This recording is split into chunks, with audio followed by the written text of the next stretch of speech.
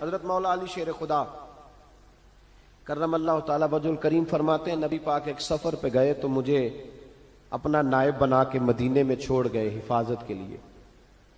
میری باتوں کی سمجھ تو آ رہی ہے نا آپ حضرات کو؟ حضور مجھے چھوڑ گئے. کہتے ہیں میرے پاس مال غنیمت کے تھوڑے سے پیسے تھے, میں سونے کا ایک ہار لایا, ایک لاکٹ لایا اور سیدہ فاطمہ کو تحفہ دیا پہلی دفعہ, سونے کا ہار. انہوں نے پہن لیا. نبی پاک علیہ السلام کا طریقہ مبارکہ یہ تھا کہ حضور جب سفر پہ جاتے تھے تو سب سے آخر میں سیدہ فاطمہ کے گھر جاتے, اور جب واپس آتے تو سب سے پہلے آتے, سب سے پہلے. حضرت علی کہتے ہیں قاصد آیا, اس نے آ کے بتایا کہ کل نبی پاک واپس آ جائیں گے. سیدہ فاطمہ بڑے دنوں سے انتظار کر رہی تھی کہ حضور آئے نہیں, اتنے دن ہو گئے.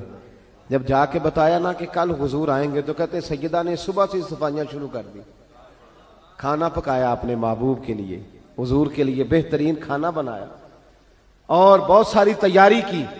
کہتے ہیں حضور آئے حسب روایت, حسب عادت, وہی مبارک عادت جو محبوب کی ہمیشہ سے تھی. نبی پاک آئے, پہلا قدم سیدہ فاطمہ کے گھر میں رکھا, السلام علیکم کہا, اور سیدہ نے وعلیکم کہا تو حضور نے ان کا چہرہ دیکھا تو واپس چلے گئے. حضرت فاطمہ رونے لگ گئی. مولا علی شیر خدا کہتے ہیں میں گھر آیا تو بی بی صاحبہ زاروں قطار رو رہی.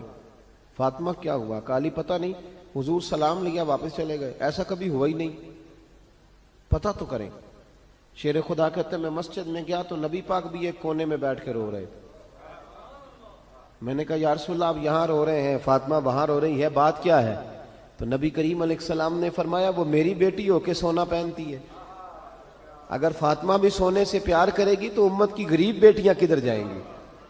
وہ بھی سونا پہننے لگ گئی ہے, وہ بھی اگر یہ کام کرے گی تو غریبوں کی بچیاں کس کے طریقے پہ چلیں گی؟ وہ بھی سونا پہنتی ہے.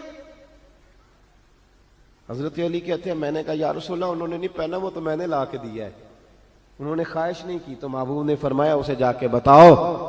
حضرت فاطمہ الزہرا رضی اللہ تعالی عنہا کو جا کر کے بتایا گیا کہ محبوب پاک تو اس بات سے آپ سے ناراض ہے. حضرت فاطمہ نے اسی وقت سونا اتارا, کہا علی جو مدینے میں سب سے غریب گھر ہے اسے دے آ جا کے. بھائی نبی پاک نے انہیں سادگی میں رہنا, پاکیزگی میں رہنا سکھایا, انہیں حسن سکھایا, انہیں عبادت سکھائی. نبی پاک علیہ السلام, یہ تو ساری دنیا بیان کرتی ہے کہ امام حسین نبی پاک کے کندھے پہ بیٹھ جاتے تھے سجدے کے عالم میں تو 72 تسبیحیں حضور پڑھتے تھے. پتہ ہے حضور سکھاتے کیا تھے؟ نبی پاک امام حسین کو سجدہ کرنا سکھا رہے تھے. حضور سجدہ کرنا سکھا رہے تھے, سجدہ کرنا. پورے کربلا میں, پورے کربلا کے واقعے میں کسی جگہ بھی امام حسن اور امام حسین نے کسی ایک مقام پہ بھی یزیدیوں سے کوئی مطالبہ نہیں کیا, کوئی بات نہیں منوائی, کہا جو تمہاری مرضی. ایک بات صرف کی, ایک گزارش, توجہ ہے میری بات پر, ایک بات صرف کی, ایک مطالبہ رکھا.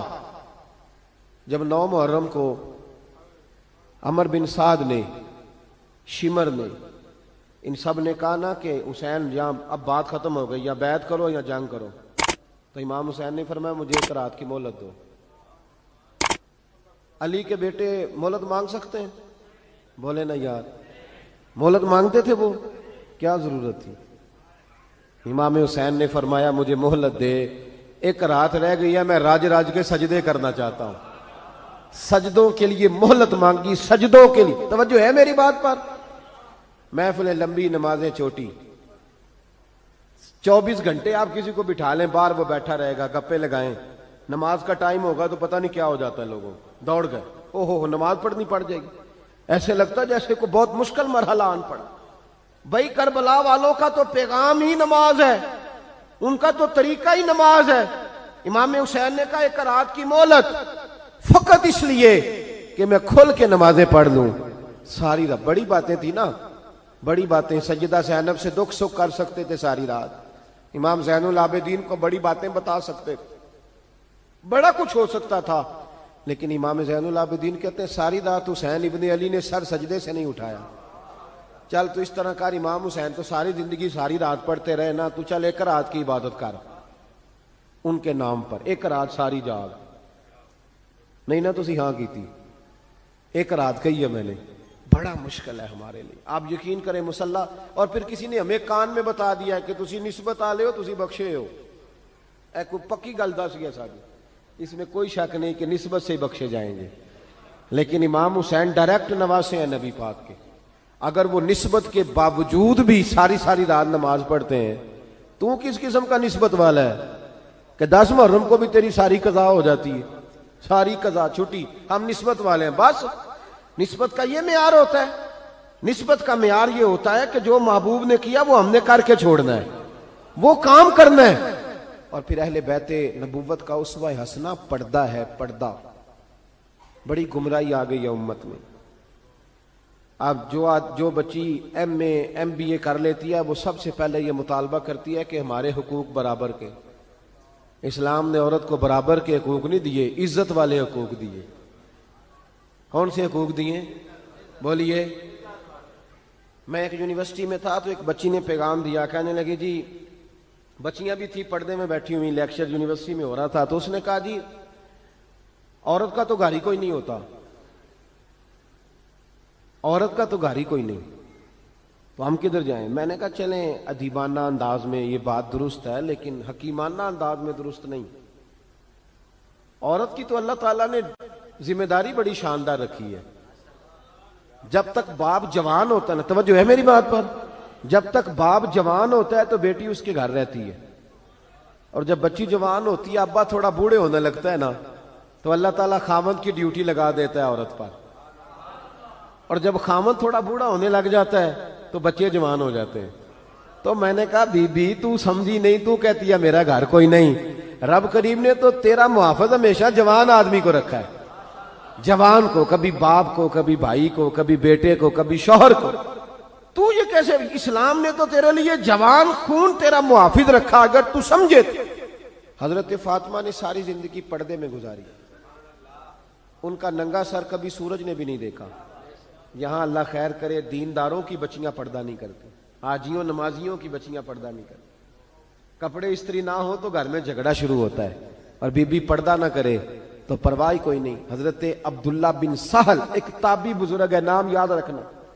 عبداللہ بن سہل کہتے ہیں سیدہ زینب جب کربلا سے واپس آئیں تو وہ میری پڑوسن تھیں. 15 سال کہتے میں ان کا پڑوسی رہا ہوں, 15 سال. 15, امام شورانی نے اس کو لکھا ہے, 15 سال میں حضرت زینب کا پڑوسی رہا. کبھی ہوتا ہے نا کہ بی بی برقع پہن کے باہر نکل آتی ہے, بازار جانا ہے, دوائی لینی ہے, کوئی کام ہے. کہتے ہیں 15 سال میں پڑوسی رہا, پر میں نے پردوں میں چھپی ہوئی زینب بھی کبھی نہیں دیکھی. ہوتا نا برقعے میں بندہ بی بی دیکھ لیتا, میں نے پردے میں چھپی ہوئی بھی بی بی کبھی نہیں دیکھی. تو کربلا والوں کا تو طریقہ پردہ ہے, ان کا طریقہ. اب آخری بات سنیں, کربلا والوں کا طریقہ حوصلہ ہے, ہمت ہے. ہمارے ہاں نا خودکشیاں عام, جھگڑا عام, لڑائی عام. اس کی وجہ یہ کہ حوصلہ کوئی نہیں. ذرا سی بات کو بندہ برداشت کرنے کو تیار. اہل بیت کا جو طریقہ ہے نا وہ حوصلہ ہے, وہ صبر ہے.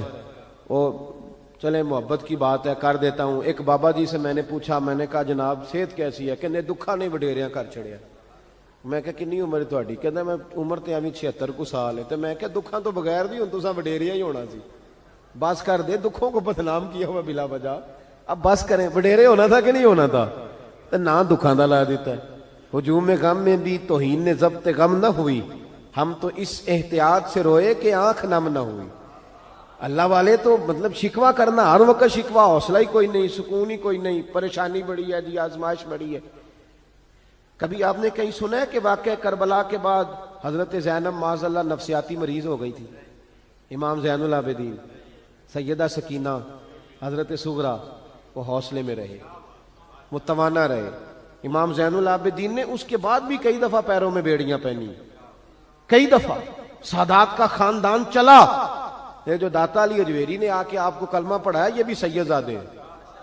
سیدوں کا قافلہ رکا نہیں, یہ خواجہ اجمیری بھی سید زادے, غوث پاک جیلانی بھی سید زادے. یہ سادات کا سلسلہ چلتا رہا. بار بار آ کے امت کی قیادت کی ان لوگوں نے. جب دیکھیں نا یہاں کسی بندے کا کٹا ہوا ہاتھ پھینکا جائے نا, بلکہ انگلی پھینک دی جائے, تو لوگ ڈر کے بھاگ جائیں گے، کسی کا، اپنے کسی کا نہیں، کسی کا، کیونکہ انسان کا وجود کٹ جائے تو دہشت پیدا ہوتی، آپ ڈر کے بھاگ جائیں گے۔ امام حسین کا کٹا ہوا سر، توجہ ہے میری بات پر؟ ذرا غور کرنا، بندے کا سر کٹ جائے، ہم سنتے ہیں بات پر غور نہیں کرتے۔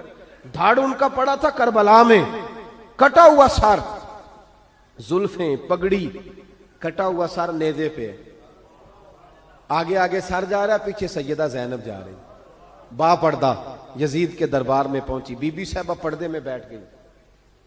یزید کہنے لگا دیکھ لو اللہ نے مجھے عزت دی اور میرے دشمنوں کا معاذ اللہ کیا حال ہوا۔ جب اس نے یہ کہا نا تو حضرت نعمان بن بشیر صحابی بیٹھے تھے، اور ساتھ کہتے ہیں میرے ایک نابینا صحابی بھی بیٹھے تھے۔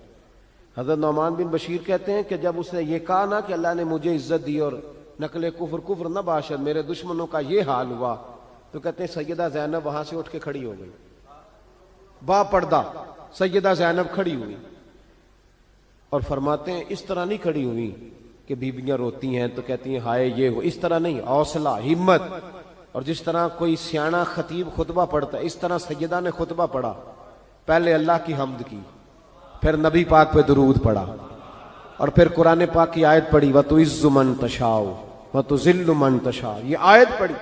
کہتے سیدہ کی آواز میں وہ روب تھا، وہ گرج تھی، وہ وقار تھا، وہ اطمینان تھا کہ وہ نابینا صحابی میرا گھٹنا ہلا کے کہنے لگے نعمان علی آ گئے ہیں دربار میں، علی آ گئے ہیں، جبریل امی بول رہے ہوں جیسے، حکمت کے گوہر رول رہے ہوں جیسے، دربار دمشق میں بی بی زینب کا خطاب منبر پہ علی بول رہے ہوں جیسے۔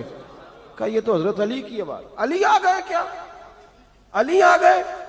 سیدہ زینب فرمانے لگی یزید تیری حکومت ہے تو تو کہتا ہے کہ اللہ نے تجھے عزت دی، ذرا وقت بدلنے دے، ذکر تیرا بھی ہوگا پر تجھ پر لوگ لعنت برسائیں گے، اور جب میرے حسین کا ذکر ہوگا تو خطیب جمعے کے خطبے میں ذکر کیا کریں گے، خطبوں میں میرے نام۔ بھائی حوصلہ پیدا کرے زندگی میں، ہمارے اندر حوصلہ نہیں رہا، حوصلہ نہیں، توانائی نہیں، ذرا ذرا سی بات پہ ہم بگڑتے ہیں، ناراض ہوتے ہیں، اپنی طبیعتوں کو اکٹھا کریں۔ پہلا سبق یہ عرض کیا ہے کہ اہل بیت سے پیار کریں، بحث چھوڑ دیں، صحابہ سے پیار کریں اور بحث، نبی پاک کا میلاد منائیں اور بحث کرنی چھوڑ دیں۔ اور دوسری بات یہ کہ اہل بیت کا طریقہ فقر و فاقہ ہے، ان کا طریقہ سخاوت ہے، ان کا طریقہ پردہ ہے، ان کا طریقہ عبادت ہے، ان کا طریقہ حوصلہ ہے۔ حوصلہ مند زندگی گزاریں، توانائی والی زندگی گزاریں۔